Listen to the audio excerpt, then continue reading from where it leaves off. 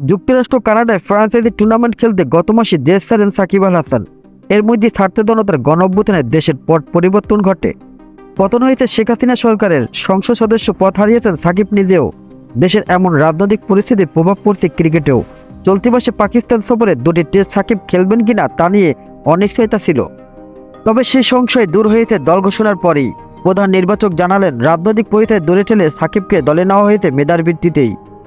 গাজী আশরাফ হোসেন লিপু বলেন, অনুশীলন সেশনে প্রত্যেকটা খেলোয়াড় কোচের নিরাপত্তা নিশ্চিত করা হয়। এটা অবশ্যই পরিস্থিতির আলোকে দেশকে নিশ্চিত করতেই হবে, কারণ সাকিব আল হাসান নিশ্চিতভাবেই দেশের শীর্ষ খেলোয়াড়। এখানে নির্বাচনে দলে রাখার ক্ষেত্রে অনেকে আমাকে প্রশ্ন করেছেন, কারণ সে একজন রাজনৈতিক ব্যক্তিত্ব। আমরা সেটা নিয়ে ভেবেছি, কিন্তু তার নির্বাচনটা হয়েছে মেধার ভিত্তিতে। প্রত্যেকটা খেলোয়াড়ের ক্ষেত্রেই এটা হয়। আগামীতেও মেধাটাকে গুরুত্ব দেব। চোখের সমস্যা হওয়ার পর ব্যাটিংয়ে সেভাবে ধারাবাহিকতা দেখাতে পারেননি সাকিব। বিশেষ করে পেস বোলিংয়ের সামনে তার দুর্বলতা লক্ষণীয়। তাই বলার হিসেবে কি পাকিস্তান সফরে দলে নেওয়া হয়েছে সাকিবকে, এমন প্রশ্ন ওঠে সংবাদ সম্মেলনে। লিপু বলেন, সে তার পারফরম্যান্সের আলোকেই যাচ্ছে। পারফরম্যান্স দিয়ে সাকিব নিজেকে সে জায়গায় নিয়ে যেতে পেরেছে।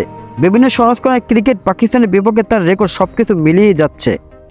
আমাদের চিকিৎসা বিভাগ থেকে আমরা এমন কোনো বার্তা পাইনি যেখানে চোখের সমস্যার কারণে তাকে দলভুক্ত করা যাবে না।